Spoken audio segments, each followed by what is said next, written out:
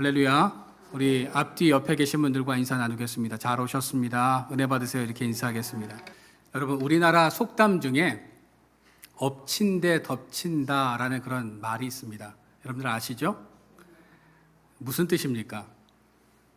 어려운 일이라 불행이 겹쳐서 생긴다라는 말입니다. 이 말을 사자성어로 제가 찾아보니까요, 4가지로 이렇게 나와 있었습니다. 설상가상, 눈 위에 서리까지 덮인다는 말로 불행이 겹쳐서 일어난다라는 것을 의미하는 것이죠. 거익태산, 갈수록 태산이라는 말로 점점 힘들고 어려운 지경에 처해짐을 의미합니다. 전호후랑, 앞에서 호랑이가 막으니 뒷문에서 이리가 들어온다는 말로 재앙이 끊임없이 닥친다라는 의미를 가지고 있습니다. 첩첩산중, 겹겹으로 덮인 산속이라는 말로 힘든 일이 계속해서 일어나고 있는 것을 의미하는 것입니다. 오늘 본문의 배경이 되는 내용이 바로 앞에서 말씀드렸던 이 속담과 사자성어와 비슷합니다. 오늘 본문의 배경은 이러하죠. 사울이 이스라엘의 초대 왕으로 있을 당시 하나님을 떠나서 악을 행했습니다. 뿐만 아니라 하나님께서 사랑하시는 다윗을 죽이려고 했죠. 그래서 다윗은 어쩔 수 없이 블레셋 가드로 도망을 갑니다. 그런데 블레셋 가드로 도망 온 다윗을 알아본 사람이 있었고 이 사실을 가드 왕에게 알립니다. 가드 왕은 다윗을 잡아오라고 명령을 했고 가드 왕 앞에 선 다윗은 어떤 행동을 합니까? 침을 막 질질 흘리면서 미친 척을 하죠. 그래서 위기를 모면하게 됩니다. 다윗은 다행히 가드 왕 아기스에게서 목숨을 건졌지만 언제까지 사울왕을 피해서 계속 도망 다닐 수는 없는 노릇이었습니다. 그래서 다윗은 결단을 내리죠. 이번에는 몸을 피하기 위해서 이 블레셋으로 가는 것이 아니라 가드왕 아기스에게 망명하기로 결심을 합니다. 그리고 아기스 왕에게 자신과 부하들, 그 가족들이 살 수 있는 성읍 하나를 주어서 정착할 수 있게 해달라고 요청을 합니다. 아기스 왕은요, 다윗에게 시글락이라는 이 성읍을 주게 됩니다. 다윗이 블레셋 사람들의 지역에서 거주한 지 1년 4개월쯤 되었습니다. 다윗이 이렇게 계속 살다 보니까 안 되겠어요. 이 아기스에게 좀 눈도장을 좀 찍어야 될 필요성이 있다라고 생각을 했습니다. 자신의 충성심을 좀 보여야 했다라는 그런 생각을 했습니다. 그래서 가드 지역을 위협하는 나라들을 공격해서 양과 소와 나귀와 낙타들을 빼앗아서 아기스 왕에게 가져갔습니다. 아기스 왕은 이런 다윗을 보고 다윗은 이제 완전히 내 사람이다. 내 밑에 있는 사람이다 라고 이렇게 생각을 했습니다. 그 내용이 사무엘상 27장 12절에 나옵니다. 얼마 후 블레셋은요, 이스라엘과 전쟁을 하기로 결심을 하죠. 그리고 아기스가 다윗도 이 전쟁에 출전할 것을 명령합니다. 이때 다윗은 아기스의 경호대장이 되어서 이 전쟁에 출전하게 되죠. 하지만 블레셋 주의관들이 다윗이 이 전쟁에 출전하는 것을 반대합니다. 왜요? 아니, 우리가 이스라엘과 전쟁에 나가서 앞에서 싸우는데 다윗이 변심해갖고 뒤에서 공격하면 어떻습니까? 블레셋이 아주 위험한 상황에 처할 수도 있기 때문에 다윗이 전쟁에 출전하는 것을 반대합니다. 그래서 어쩔 수 없이 다윗은 전쟁에 참전하지 못하고 시글락 성으로 돌아가게 됩니다. 그런데 문제가 생겼습니다. 다윗이 시글락 성에 도착해 보니 전혀 예상하지 못했던 일이 벌어지고 만 것입니다. 아말렉 사람들이 시글락을 공격해서 성을 불사르고 가족들을 다 사로잡아 갔습니다. 지금 다윗은 엎친 데 덮친 상황이다라는 거죠. 다윗이 블레셋 족속과 함께 이스라엘을 공격하기 위해서 떠난 사이에 그들의 가족들이 머물렀던 시글락에 아말렉 군사들이 공격해 왔다는 거죠.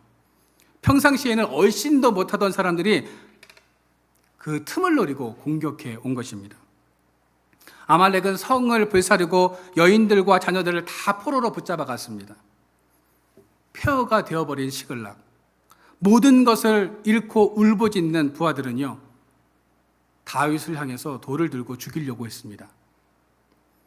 사실 다윗의 잘못도 아닌데 모든 책임이 다윗에게 있다고 생각을 하고 다윗을 죽이려고 했다는 거죠.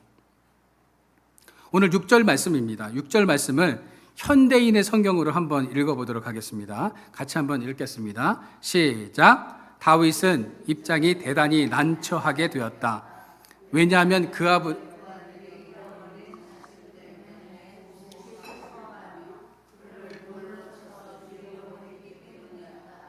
그러나 다윗은 그의 하나님 여호와를 의지하고 용기를 얻었다. 여러분, 다윗은 지금 슬퍼할 여유가 없었습니다. 부하들과 다툴 시간도 없었습니다. 다윗은 부하들과 함께 다시 용기를 내어서 아말렉 족속의 뒤를 쫓았습니다. 그렇게 다윗은 아말렉을 쫓다가 들에서 병든 애굽 사람을 만나게 됩니다. 그는 아말렉 사람의 종이었는데 병이 들어서 주인에게 버림받은 소년이었습니다. 다윗은 그 소년을 살뜰히 챙겨줍니다. 여러분, 사실 잡혀간 가족들을 하루빨리 뒤쫓아가야 하는데 지금 병든 애굽 소년에게 먹을 것을 주고 살뜰히 챙길 시간적 여유가 어디 있습니까? 그런데 다윗은 그에게 먹을 것을 주고 돌보아주면서 기력이 회복되기를 기다립니다. 애굽 사람은 자신을 살뜰히 챙겨주는 다윗 일행에게 고마웠는지 자신이 알고 있는 엄청난 정보들을 쏟아내기 시작합니다. 오늘 14절 말씀해 보시면 그는 아말렉 군대가 구체적으로 어떤 행동을 했는지를 알려주고 있죠. 우리 같이 한번 읽어보도록 하겠습니다. 시작. 우리가 그렛 사람 남방과 유다 속한 제방과 갈렙 남방을 침노하고 시글랏을 불살랐나이다. 15절에 보시면 그는 아말렉 군대가 어디로 갔는지를 안내해 주고 있습니다. 같이 한번 읽어보겠습니다. 다윗이 그에게 이르되 내가 나를 그 군대로 인도하겠느냐 하니 그가 이르되 당신이 나를 죽이지도 아니하고 내 주인의 수중에 넘기지도 아니하겠다고 하나님의 이름으로 내게 맹세하소서. 그리하면 내가 당신을 그 군대로 인도하리이다 하니라. 여러분, 결국 그 버림받은 애굽의 한 소년의 도움으로 다윗은 이 전쟁에서 대승을 하게 됩니다. 빼앗겼던 것들을 다시 되찾고 그들로부터 더 많은 것을 탈취하게 되었습니다. 그렇다면 다윗이 엎친 데 덮친 상황 속에서 승리할 수 있었던 비결은 무엇일까요? 첫 번째로 지극히 사소한 한 사람에게 관심을 가졌기에 승리할 수 있었습니다. 다윗과 그 부하들은요, 아말렉 군사를 쫓는데 사력을 다했습니다. 그들이 얼마나 강행군을 했는지 9절부터 10절에 보면 우리가 알 수 있죠. 처음에는 600명이 쫓아갔는데 너무 무리를 하니까 200명의 이탈병들이 생겼습니다. 그들은 너무 지쳐서 부솔 시내에서 도저히 못 가겠다고 이야기를 합니다. 그래서 다윗은 400명만 데리고 부솔 시내를 건너서 아말렉을 쫓기 시작합니다. 그렇게 정신없이 쫓아가다가 들에서 병들어 쓰러져 있는 애굽 병사를 발견하게 되어지죠.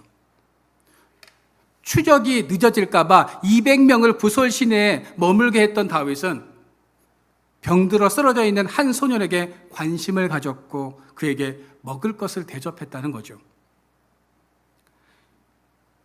여러분, 사실 지금 다윗은 애굽 소년을 챙길 때가 아닙니다. 그렇죠?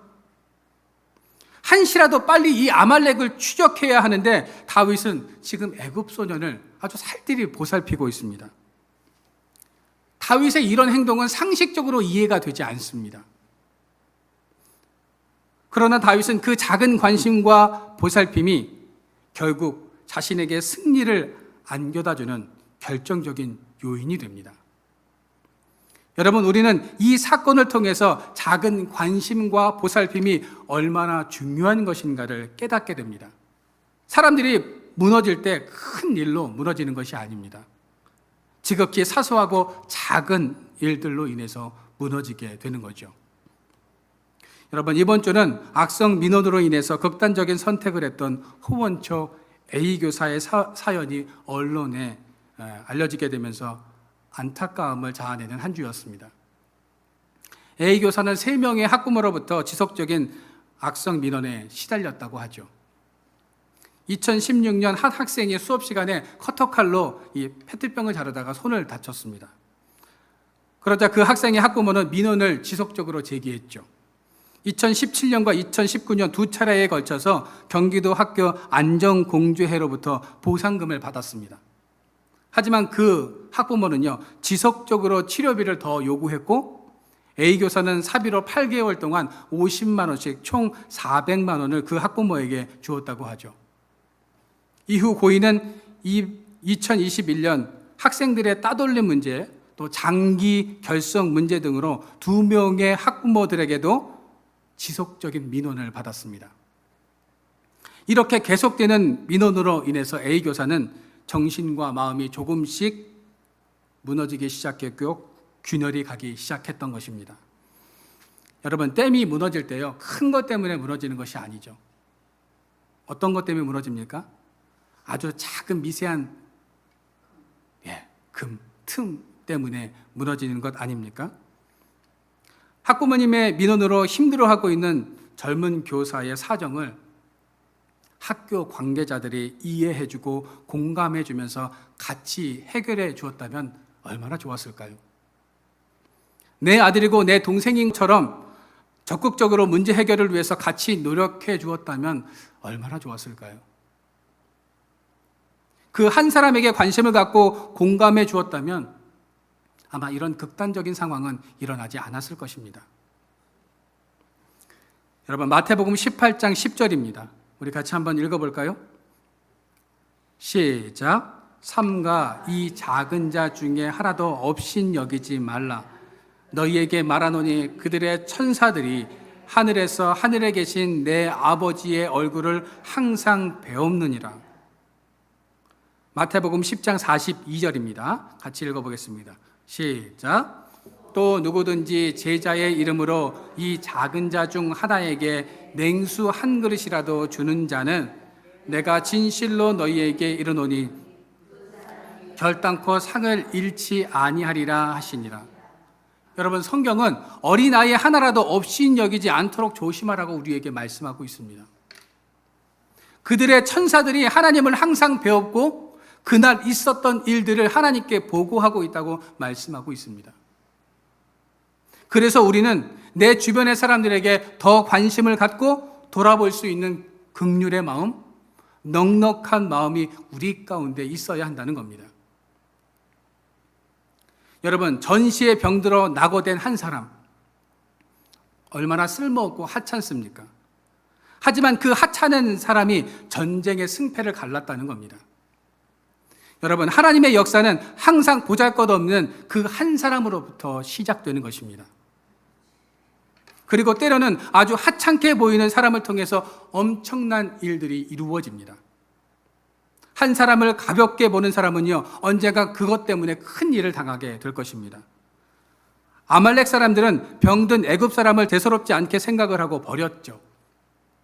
그러나 그 한 사람 때문에 아말렉 전체가 큰 비극을 맞이하게 되었다는 겁니다. 반대로 한 사람을 소중하게 여긴 사람은 언젠가 그것 때문에 큰 은혜를 경험하게 될 것입니다. 다윗은 병든 애굽 소년을 잘 보살펴 주었습니다. 그랬더니 그에게서 전쟁의 결정적인 승리를 위한 정보를 얻게 되었던 겁니다. 여러분, 버림받았던 애굽의 한 소년이 다윗에게는 축복의 통로가 되었다는 거죠. 다윗은 아무도 신경 쓰지 않는 그 한 사람에게 관심을 가짐으로 인해서 아말렉이 어디로 갔는지를 추격할 수 있었던 것입니다. 여러분, 우리 주변에는 사람들에게 함부로 하는 사람들이 있죠. 높은 위치와 권력을 가지고 있는 사람일수록 사람들을 함부로 대하는 경우들이 참 많습니다. 일명 그들은 뭘 하죠? 갑질이라는 것을 합니다. 지난 9월 20일 알바천국이 현재 근무 중인 알바생 1116명을 대상으로 팀 문화 확산에 대해서 물어본 결과 응답자의 55.4%가 팀 문화를 긍정적으로 생각한다라고 대답을 했습니다. 팀 문화를 긍정적으로 느끼는 가장 큰 이유로는 51.1%가 근무 중 더 큰 보람과 성취를 느낄 수 있다는 점을 꼽았습니다. 이어서 정해진 임금 외에 추가 소득이 생겨서라고 대답을 했습니다. 반면에 팀 문화에 부정적인 응답을 한 사람이 44.6%였습니다. 그들이 팀 문화를 부정적으로 생각하는 가장 큰 이유는 43.6%가 손님들의 갑질 증가라는 점을 들었습니다. 그렇지 않아도 갑질 손님이 많은데 팁까지 주면서 얼마나 더 갑질을 하겠느냐 하는 겁니다.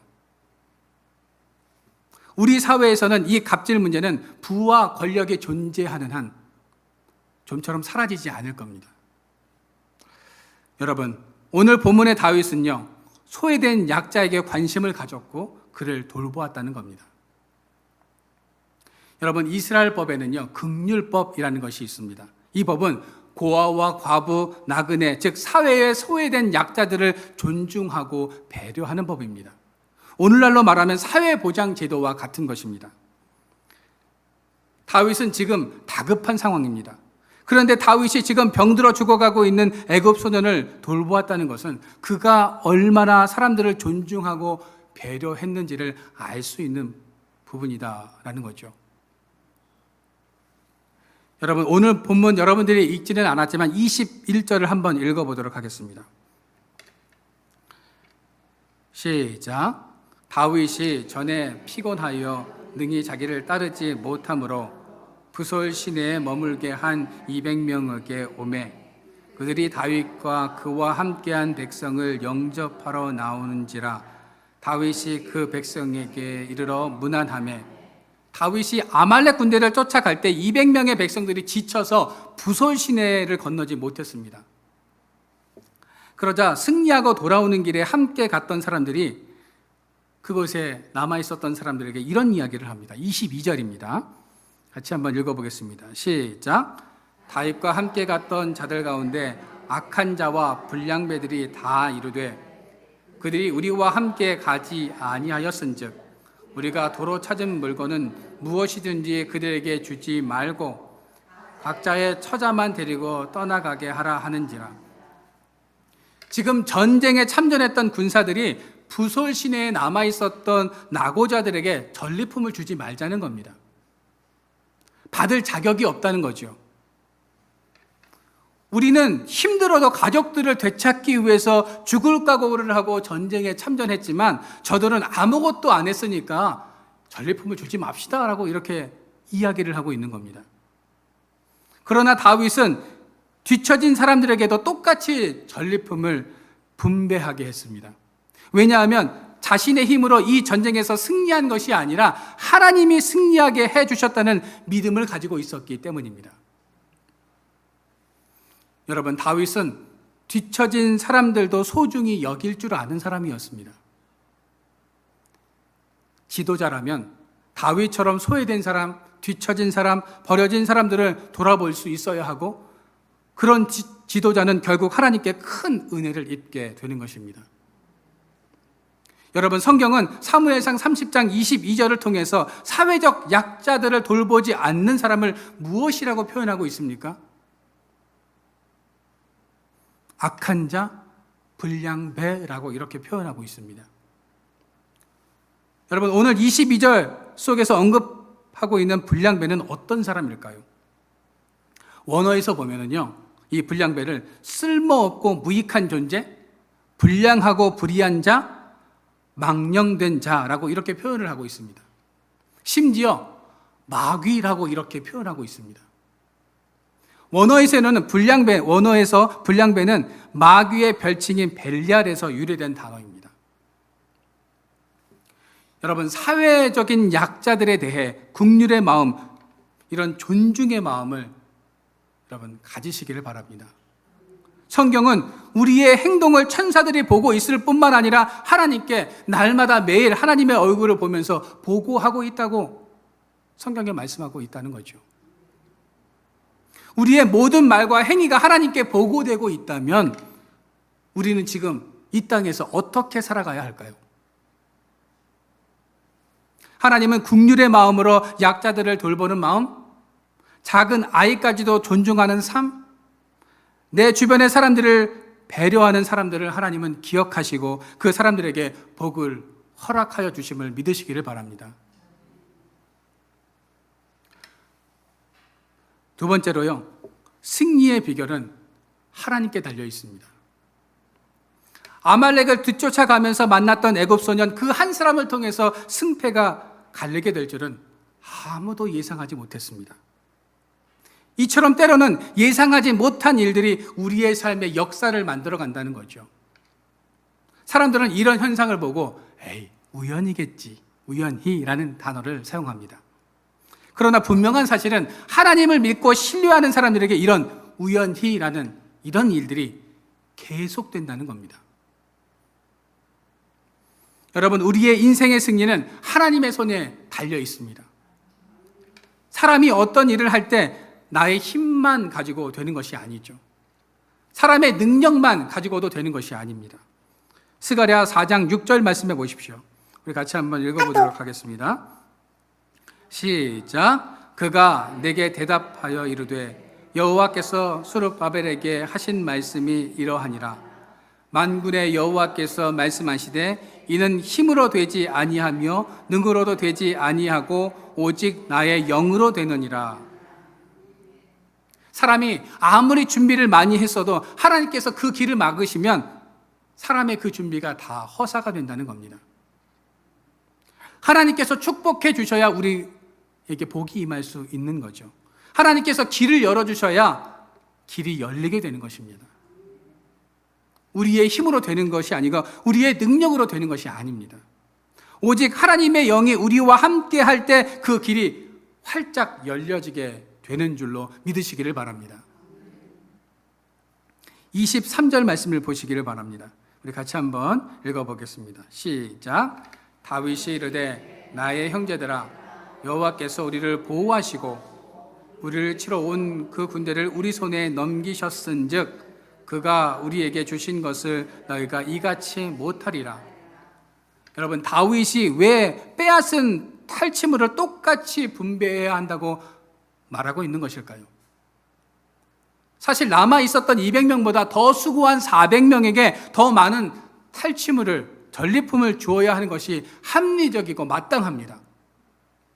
그런데 왜 다윗은 똑같이 분배해야 한다고 말하고 있을까요?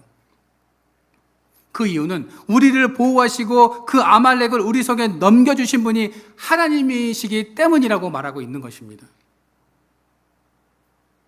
만약 하나님께서 우리를 보호해 주시지 않고 우리를 그들의 손에서 지켜주시지 않으셨다면 우리는 모든 것들을 빼앗겼을 것이라고 고백하고 있는 겁니다. 여러분, 다윗은 내가 잘 싸워서 작전이 좋았기 때문에 아말렉과의 싸움에서 이긴 것이라고 말하고 있지 않습니다. 하나님의 도우심이 없었다면 우리는 빈손이었을 것이라고 지금 고백하고 있는 겁니다. 그래서 우리는 똑같이 분배해야 한다고 주장하고 있는 것이죠. 여러분, 한번 곰곰이 잘 생각해 보시기를 바랍니다. 남아있었던 200명은 지쳐서 쓰러져 있는 그 200명은 무엇을 했을까요? 너무 힘들다, 지친다. 이번 기회에 400명은 지금 쫓아갔으니 우리는 좀 편히 쉬고 자자. 나무에 해목 걸어놓고 몸을 흔들면서 쉬고 있었을까요? 그 남아 있었던 200명은 뭘 했을까요, 도대체? 성경에 나와 있지는 않습니다. 그러나 제가 한번 곰곰이 생각해 봤어요. 그 남아있는 사람들은 도대체 뭘 했을까? 그들은 기도했을 겁니다. 그들에게 힘을 주시고 능력을 주셔서 그 아말렉 사람들을 따라갈 수 있게 해달라고 기도했을 겁니다. 무사히 가족들이 돌아올 수 있게 해달라고 간절히 기도했을 겁니다. 싸움을 할 때에도 그들이 다치지 않게 해달라고 하나님께 간절히 기도했을 겁니다. 이것이 남은 자들의 사명 아닙니까? 전쟁에 나가서 전투하는 사람이 있으면 누군가는 뒤에서 손을 들고 기도해야 하는 것 아닙니까? 그래야 전쟁에서 승리할 수 있죠. 나머지 200명은 비록 몸이 지쳐서 힘들어서 낙오되어서 그곳에 있었지만 그곳에서 기도했다는 거죠. 다윗은 지금 남아있었던 사람들의 마음까지 헤아리고 있습니다. 하나님의 도우심에 감사하고 있다는 거죠. 그 광활한 사막에서 애굽 소년을 만나게 하신 것도 하나님의 도우심이었고 아말렉을 찾게 하신 것도 하나님의 도우심이었습니다.